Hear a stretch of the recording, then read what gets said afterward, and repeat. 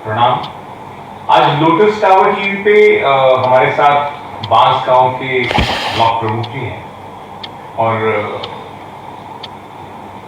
हमारे साथ हमारे आईटीएम बीडा के निदेशक भी हैं, मनोज सिंह जी हैं और हमारे युवा वकील बांसगांव से हैं। मैं आपके माध्यम से पहले थोड़ा आप अपना हल्का सा उसमें परिचय देंगे और बांसगांव में जो हम लोग ये जो आपके साथ अभी हमने बताया है, क्योंकि हमारे बच्चे और इन्वेस्टर्स और उनके लिए होगा ये कि बांसगांव में क्या ऐसी चीज है कि 100 करोड़ रुपया जो हम लोग कह रहे हैं कि 100 करोड़ रुपए का पूंजी निवेश, ये वो सब्सिडी ग्रांट वो तो सरकार का जो चलता रहेगा वो चलता रहेगा। पूंजी निवेश वहां पे क्यों आए और क्या खासियत है, थोड़ा उसके बारे में आप प्रकाश करें। मैं बोलना देखिए, आज के हफ्ते 15 दिन पहले सरकार ने अपने मनसे को इस पटल पे उतारा। हम लोगों को जो सूचनाएं मिली जिला मजिस्ट्रेट गोरखपुर द्वारा कि आपके जिले में 3 विकास खंडों का चयन किया गया, जिसमें बांसगांव विकास खंड भी है। मैं भी जानने की बहुत चेष्टा किया कि इसका चयन किस आधार पर किया गया, किस स्वरूप को तैयार करने के लिए किया गया, या कौन सी ऐसी विकास की बात है जिसके बारे में सरकार चिंतित है, जिला प्रशासन चिंतित है।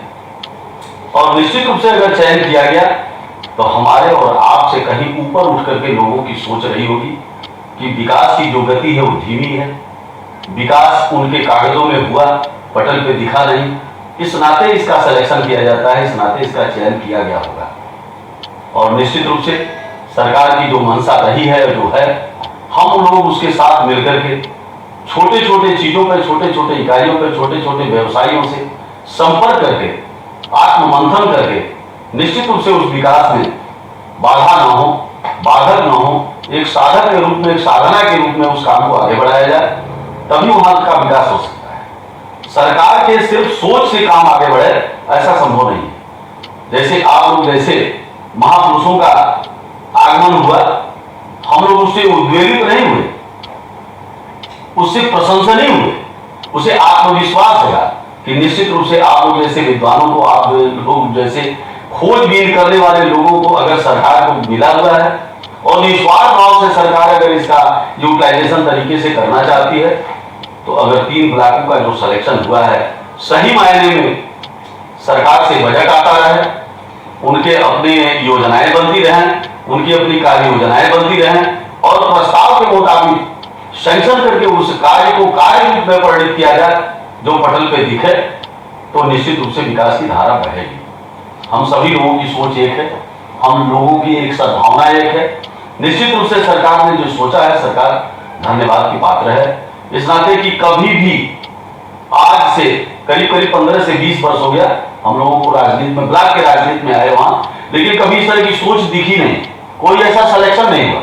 और सिलेक्शन इस नाते नहीं हुआ कि आप जैसे महापुरुषों का मार्गदर्शन नहीं हुआ, और जब तक मार्गदर्शन नहीं होगा तब तक किसी चीज का सिलेक्शन नहीं होगा, और सिलेक्शन नहीं होगा तो उस पटल पर कोई विकास नहीं होगा।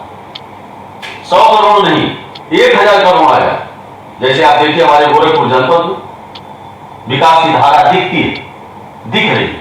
जहां रोड चलने को नहीं था वहां आपको 2 लेन और 4 लेन दिख रहा है।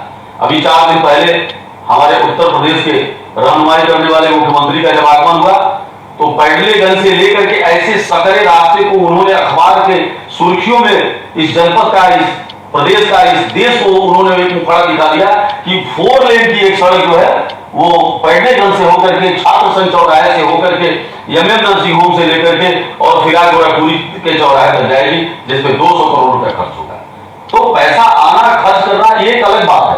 पैसा आ जाए, खर्च किया जाए, लेकिन उसकी एक सीमा बनाई जाए, उसका एक प्रस्ताव बनाया जाए, उसका एक कार्य योजना तैयार किया जाए और ईमानदार लोगों को आपके सानिध्य में रखा जाए। आपके सोच के साथ कदम से कदम मिला करके उस कार्य को आगे बढ़ाने का अगर संकल्प लिया जाएगा तो मुझे तो नहीं समझ में आता है कि विकास रुकेगा। निश्चित रूप से विकास की गंगा बहेगी। आपका जो ब्लॉक है उसमें जैसे भी आपने देवी जी का जिक्र किया, तो मैं चाहूंगा उसके बारे में और ऐसी कोई और भी जो विशेषता हो ब्लॉक उसके बारे में थोड़ा हमारे दर्शक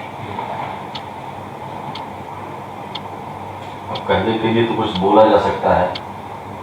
ब्लैक की विशेषता तो यही है कि जैसे हम लोग एक सुझावकर्ता है, सुझावकर्ता का सेंस ये है कि जो विकास खंड हमारा है वो बासगांव से कौड़ीराम मार्ग पिच रोड पे ही, मेन रोड पे ही स्थापित है। सामने की जितनी जमीनें हैं उसको कॉमर्शियल रूप में लिया जा सकता है। अगर उसे दुकान बनवा दिया जाए, हमारी निधि भी है, हमारे बजट भी है, हम बजट भी ना लगाएं, जैसा कि आपने कहा कि हम अपने सोच से डेवलपमेंट कर सकते हैं। तो हमारी सोच है कि जमीन मेरी और खरीदार आप। वो कैसे होगा? वो इस रूप में होगा कि जहां हमारे आमदनी का स्रोत कम है तो हमारी 40 दुकानें निकल सकती हैं। एक मैंने सुझाव दिया, जिला मजिस्ट्रेट को भी दिया, कमिश्नर को भी दिया, अन्य कर्मचारी अधिकारियों को भी दिया कि ये जो सरकार की जमीनें हैं और सड़क मार्ग पे हैं, इसको कॉमर्शियल रूप में यूज किया जाए। लेकिन आज तक किसी को जू नहीं देगा। उसमें 3-4 तरह की चीजों का मैंने सुझाव दिया कि सरकारी अगर बजट आता है तो भी, क्षेत्र पंचायत का बजट रहता है तो भी, अगर कहीं से कोई निधि का भी पैसा आता है तो भी इसी चीजों का यूटिलाइजेशन न किया जाए। उसको क्या किया जाए? उसको भूखंड खंड खंड में बांट दिया जाए और बांटने के बाद लॉटरी सिस्टम से अखबार में निकाल दिया जाए कि जो लोग इच्छुक हों, जो लोग कार्य करने के इच्छुक हों, जो लोग दुकान लेने के इच्छुक हों, वो लॉटरी सिस्टम से लॉटरी आकर के डालें और जिसको वो दुकान आवंटित हो वो निश्चित रूप से विकास की धारा को बढ़ाने का और सहयोग करने का काम कर सकते हैं। 1 रुपया लगेगा भी नहीं मेरा और वो काम करेंगे, दुकान बनवा लेंगे। उनसे जो कम से कम 200, 250, 300 के रूप में जो उनसे किराए भाड़े लिए जाएंगे, वो आपकी आमदनी बढ़ेगी, सरकार की आमदनी बढ़ेगी। निश्चित रूप से छोटे मोटे काम उस पैसे से भी किए जा सकते हैं, जो आपकी सोच है। हमारे सोच का तो दमन हुआ, हमारे सोच का तो 15 साल से मैं प्रयास करता रहा, लेकिन कुछ नहीं हो पाया। सरकार की मंशा होनी चाहिए, एक्सपेरिमेंटल पॉइंट्स होने चाहिए, एक यूनिट होनी चाहिए जो सरकार की काम करनी चाहिए। जैसे आप लोग हैं, जैसे अन्वेषण की खोज है, 80% ब्लैक सड़कों पे है। दुकान करने के लिए चाहे मूंगफली की दुकान करिए, चाहे चमड़े का काम है, प्लास्टिक की दुकान करिए, चाहे बस्ता बेचिए, चाहे सुई बेचिए, जब दुकानें रहेंगी और निश्चित रूप से उनको बैंकिंग सुविधा थोड़ी मिल जाएगी तो काम कर ले जाएंगे। पिछड़ापन क्यों रहा? जो आज के 20 वर्ष की दुकानें हैं वही हमारे वहां दिखेंगी, नई दुकानें नहीं दिखेंगी। डेवलपमेंट नहीं हो पाया क्योंकि सोच वही है। भाई आप तो बाहर से आए हैं, एक बोरा तनख्वाह सरकार दे रही है, लेकिन आपकी सोच अच्छी नहीं, आप काम नहीं करना चाहते। आप सोच रहे नौकरी करने आया हूँ, 4 दिन के बाद चला जाऊंगा काम कर। आप भी अगर सोचते तो इतनी बड़ी टीम कैसे पैदा हो? आप अंतर्राष्ट्रीय जो ठीक कर रहे हैं वो कैसे कर रहे हैं? क्यों खून जला रहे हैं? अच्छा, अपना तो जीवन है, लेकिन हमारा भी जीवन आप संभाल रहे हैं। अच्छा, एक चीज मुझे बताइए, क्या हमारे ब्लॉक में कोई ऐसे अच्छे वैद्य, जैसे आपने बताया कि ये दुर्गा माँ का मंदिर है और 9 जगह से आप उसमें अपनी खून देते हैं और फिर खून के बाद में जरा सी भभूति लगाते हैं और निशान भी खत्म हो जाता है, खून तो बंद होता ही है। एक तरह से औषधि है, ये उनकी माँ की कृपा है। ऐसे अच्छे कुछ वैद्य भी हैं आपके यहाँ पे? या नहीं, कोई वैद्य अच्छा, कोई वैद्य बचे? यह वैदिक कृपा है, यह आध्यात्मिक कृपा है, हमारी अपनी निष्ठा है, हमारी सोच है। मैं माँ को माँ के रूप में लेता हूँ और माँ हमें अपने पुत्र के रूप में लेती है कि हमारे पुत्र ने अगर हमें कुछ प्रसाद के रूप में स्वीकार कराने का प्रयास किया तो मेरा धर्म बनता है कि मैंने तो इसे पैदा किया अपने बेटे के रूप में, ऐसा होने नहीं दूंगी और आशीर्वाद देकर के माँ द्वारा उसका। अच्छा, यहाँ पे काफी हद तक थोड़ा पानी की, जल भराव की समस्या रहती है बारिशों में, तो बांसगांव में भी ऐसा कुछ है? नहीं, बांसगांव में सर, अच्छा, बांसगांव में दिक्कत नहीं रहती है। और कुछ आप बताना चाहेंगे बांसगांव के बारे में? कोई इंडस्ट्रीज हो या कुछ ऐसे लोग हों जिन्होंने देश विदेश में जाके कुछ काम किया हो, नाम किया हो? देश विदेश में तो हमारे समझ से नहीं गया। अच्छा, चलिए, अब आपके बांसगांव हम लोग विजिट करेंगे, फिर उसमें से कुछ चीजें कैसे निकाला जाएगा कि उसको कैसे मार्केटिंग करें। और आपके कॉलेज का, डिग्री कॉलेज जो है उसका क्या नाम है? Vidya Devi college of education. Vidya Devi college of education. Yes. अच्छा, उसमें बीएड, एमएड? हाँ, बीएड है, ग्रेजुएशन है, ITI है। ठीक है, बढ़िया, बहुत बढ़िया।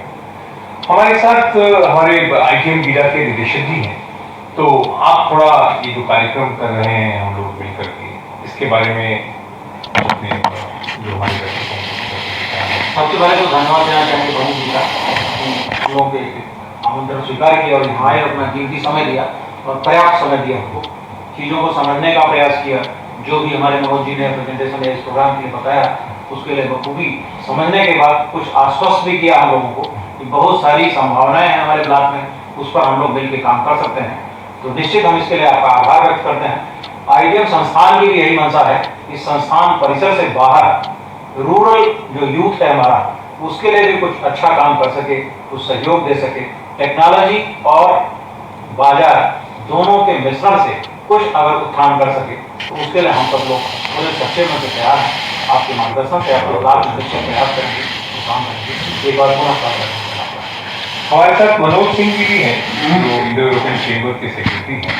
मनोज जी, थोड़ा आप किस तरह से युवाओं को इसमें अट्रैक्ट करेंगे? क्या ये प्रोग्राम से आप क्या देख रहे हैं, क्या एक्सपेक्ट कर रहे हैं आप यहाँ पे? मनोज लंदन में पढ़ाई किए, बड़ी एमएनसीज में काम किए, गुड़गांव में उनके पिताजी रहे, इन्हों का वहाँ पे वो है, लेकिन उसके बावजूद इन्होंने आकर के इस प्रोजेक्ट में इनफैक्ट एक माध्यम बने हम लोगों को गोरखपुर बुलाने का। बताएं। और मैं सभी से यही कहना चाहूँगा, खास करके जो हमारा यूथ है, कि एम्प्लॉयमेंट की जो प्रोग्राम हो रही है हमें पूरे देश में, इस प्रोग्राम के थ्रू हम उसको ज़्यादा से ज़्यादा उसको एक कंट्रोल करने की कोशिश करेंगे कि पूरे देश में, खास करके जो हमने इसको गोरखपुर में स्टार्ट किया है, एक अच्छी जगह है, लोग अच्छे हैं यहाँ पे, इंस्टीट्यूशंस अच्छे हैं यहाँ पे, और फर्स्ट फेज में इस प्रोग्राम के थ्रू इस लेवल तक हम आए कि गोरखपुर में एम्प्लॉयमेंट की प्रॉब्लम को खत्म करें और बच्चों को स्वरोजगार की तरफ, सेल्फ एम्प्लॉयमेंट की तरफ मूव करने की कोशिश करें। धन्यवाद। हमारे साथ एक युवा पत्रकार और वकील भी हैं। तो एक तो ये बांसगांव या गोरखपुर की थोड़ा क्योंकि यहाँ पे इन्वेस्टमेंट्स की बात है, जहाँ पे इन्वेस्टमेंट्स होता है तो लॉ एंड ऑर्डर को पहले देखा जाता है, तो उसके बारे में और आपकी नजरिए से क्यों बाहर का व्यक्ति आके यहाँ काम करे या इन्वेस्टमेंट करे, क्या क्यों, उसका थोड़ा सा उसके ऊपर प्रकाश करें। अभी ऐसा कुछ नहीं है, पहले था, बहुत ज्यादा था। तो हर युवा ये कुछ न कुछ आदमी के चक्कर में लगा हुआ है कि कहीं से कहीं किसी को सपोर्ट मिले और वो अपना आगे कुछ दो चार पैसे का काम करे और घर परिवार अपना चलाए। तो इसलिए उधर हमारे वहाँ संभावनाएं ज़्यादा हैं। अभी वहाँ पे कोई डेवलपमेंट तो उस तरह का हुआ नहीं है, जैसे कि कोई व्यापार वगैरह उस तरह के या कोई फैक्ट्री वगैरह लगी हो जिससे लोग कुछ कर सकें। दूसरी चीज, उनको कोई रास्ता भी दिखाने वाला उस तरह का कोई नहीं है कि कहीं ले जाके उसको ले और कोई सही दिशा दिखाए, कहीं वो सही जगह पे जाके फिट हो। अपने से जो जहां तक अगर कहीं निकल चुका है बाहर कहीं से उसको, या फिर बाहर से कहीं कुछ मिल रहा है तो वो कुछ कर पा रहे हैं, नहीं तो वो मार्गदर्शन के अभाव में वहीं पर रह जा रहा है, घर से चौराहे। तो निश्चित रूप से अगर उनको अच्छा मार्गदर्शन मिलेगा कहीं से भी तो करने के काबिल तो हैं, लेकिन मार्गदर्शन के अभाव में वो फेल कर जा रहे हैं। अच्छा मार्गदर्शन मिलेगा तो कहीं ना कहीं वो आगे बढ़ेंगे, काम करेंगे, और जब काम आदमी करने लगेगा तो लॉ एंड ऑर्डर तो ऐसे ही मेंटेन हो जाना है, उसमें कोई। जैसा हमने आपको इस कार्यक्रम के माध्यम से, प्रेजेंटेशन के माध्यम से बताने का प्रयास किया, अभी हम फर्स्ट फेज में 2000 युवाओं पर काम करना चाह रहे हैं अलग अलग ब्लॉक में। लगभग 100 प्रति ब्लॉक हो गए क्योंकि ग्राम पंचायतें कवर होती हैं। ये पढ़े लिखे बच्चे, ग्रेजुएट्स, पोस्ट ग्रेजुएट्स, जो एंटरप्रेन्योरशिप की तरफ, उद्यमिता की तरफ एक कदम आगे बढ़ाना चाहें, उनको हम इसमें जोड़ना चाहेंगे। और फिर गोरखपुर ही नहीं, वो विश्व के कम से कम 100-125 देश ऐसे हैं जहां पे इस लीडरशिप को फ्यूचर में जाकर के प्रदान कर सकते हैं, एक अच्छे एंटरप्रेन्योर बन सकते हैं और भारत के लिए और अपने लिए, अपने परिवार के लिए, गोरखपुर के लिए एक अच्छा कार्य कर सकते हैं। लोटस टावर टीवी का बहुत बहुत धन्यवाद और प्रमुख जी का पुनः धन्यवाद कि आपने इतना समय दिया, और हम शीघ्र आपके ब्लॉक में आकर के सर आपके माध्यम से बहुत बहुत हृदय से शुभकामनाएं। संस्थान परिषद में प्रमुख जी का स्वागत है। धन्यवाद।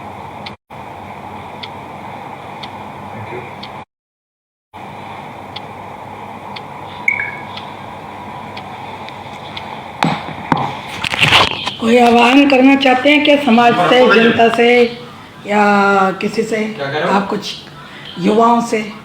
ठीक।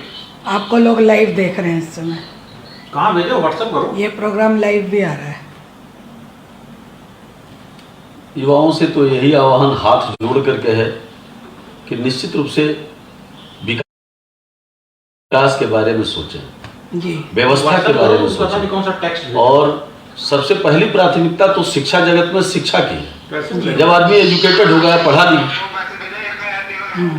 पढ़ेगा लिखेगा, जी, शिक्षित होगा तो निश्चित रूप से विकास बढ़ाएगा। जी, अगर अच्छी सोच रहेगी तो अच्छा काम करेगा। बहुत हमारी अच्छा। अपेक्षा समाज से यही है कि पहले शिक्षित हो, स्वस्थ हो, प्रसन्नचित हो, सुखी हो और तब समाज के लिए काम करें। बहुत अच्छा। धन्यवाद। आप कुछ कहेंगे? धन्यवाद। बहुत तिवारी जी। हम तो चाहेंगे कि इसमें अधिक से अधिक भारत के युवा जुड़े। भारत विश्व गुरु भारत की तरफ उसने भविष्य में बढ़ना है।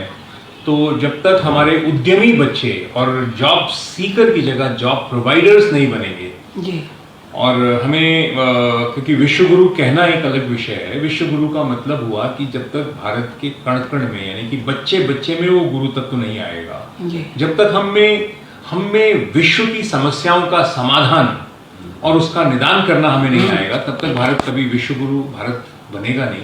सिर्फ अगर हम वैसी हवा में कहना चाहें तो एक अलग विषय है, और इसमें युवाओं का बहुत बड़ा रोल होगा। क्योंकि देखने में आता है एक तो युवा पाश्चात्य सभ्यता देशों की तरफ भाग रहा है, और पाश्चात्य देश जो है भारत की संस्कृति, भारत की व्यवस्थाओं को, जैसे अब आयुष है, आयुष एक बहुत बड़ा मार्केट है। हमारे गांव में बहुत सारी औषधियाँ समय समय पर होती हैं, हमें पता ही नहीं होता कि जंगल में क्या है, उसको कैसे निकालें, कब निकालें। वैद्य पहले हमारे गांव में होते थे, हर गांव में नाड़ी वैद्य होते थे, जब जानकार होते थे। अब वो लुप्त हो गए। खैर उस पर हम लोग आगे काम करेंगे, और वो एक शिक्षा का बड़ा इंपॉर्टेंट पार्ट होगा।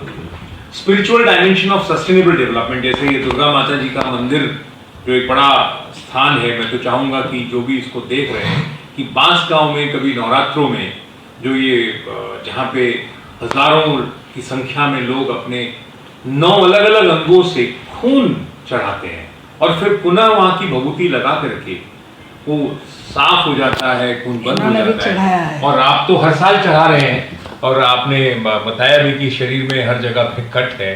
तो देखें, ये spiritual dimension of sustainable development का एक उदाहरण है बांसगांव। तो आपका बहुत बहुत स्वागत है। आइए हम लोगों के साथ इस कार्यक्रम में जुड़िए। धन्यवाद। सिंह साहब, ITM गीडा की तरफ से आप युवाओं के लिए क्या संदेश देना चाहते हैं? हमें चाहते हैं कि युवा जो नौकरियों की तलाश करते हैं, जी, बेहतर है कि अपने क्षेत्र में, अपने गांव में, अपने एरिया में विकास के जितने भी साधन उपलब्ध हैं या जितने भी अवसर उपलब्ध हैं, उनको पहले इनकैश करने का प्रयास करें, उसके बाद कुछ और आगे की सोचें। इससे क्षेत्र का, अपना, सबका निश्चित विकास ही होगा। मनोज सिंह जी, आप क्या कहना चाहेंगे? और जो बातें आदरणीय लोगों ने कही, यूथ को उसी के ऊपर जाना चाहिए। पहले लोकल रिसोर्सेज को पहले इनकैश करना चाहिए, उसके बाद वो आगे फिर देखें जॉब के लिए कैसे मूव करना है। जी, धन्यवाद। जो कानूनी तरीके से और पत्रकारिता की तरफ से आप युवाओं को क्या कहना चाहेंगे कि किस तरीके से युवा आएं और विकास करें, गांव को छोड़कर पलायन ना करें? जो भी युवा कहीं से भी अगर कुछ उनको नया कुछ मिलता है जी, तो प्रयास करें कि वो बाहर से लाके और अपने वहाँ ही, अपने जो ऐसे लोग हैं जो बाहर से उनको कुछ नहीं मिल सकता, उनका कोई मार्गदर्शन नहीं मिल सकता, जी, वो उनको अपने मार्गदर्शन में लेके और नई सोच के साथ उनको भी आगे लेके और बढ़े। बहुत अच्छा। आप सभी का बहुत बहुत धन्यवाद। लोटस टावर टीवी पर आपका अभिनंदन, आपका स्वागत, आपका धन्यवाद करते हैं, और आपका विशेष तौर पर धन्यवाद करते हैं सिंह साहब, आपने हमें मौका दिया यहाँ पर आने का। बहुत बहुत धन्यवाद। नमस्कार।